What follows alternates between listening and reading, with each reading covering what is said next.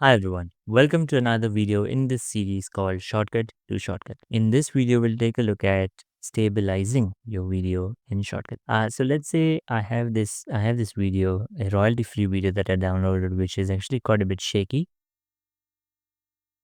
and it does need some stabilization, video stabilization. So how would I go about achieving that? So from filters, I will select stabilize.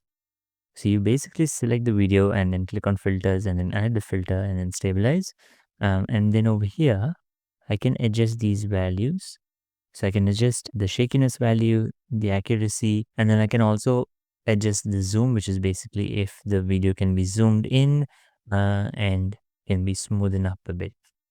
So the shakiness is what will basically give you the stabilizing effect and the accuracy of it. So you do need to click on analyze for shortcut to analyze the video and stabilize the video before you can actually see the effect. So it takes a bit of time, and the longer the video is, the longer time it will take to analyze. All right, so the analyzing is done.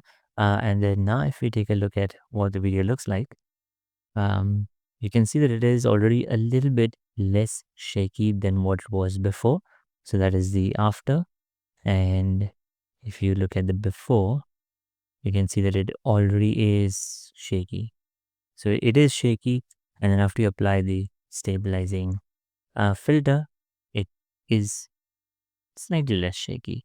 Now, something to note that it is not going to completely stabilize the video. I think it does help, but while recording the video itself, you would need to try and stabilize the video while recording itself. That was the quick video on how to stabilize videos in Shotcut.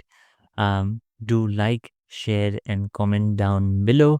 And of course, don't forget to subscribe to this channel. Thank you so much for watching. I'll see you in another video.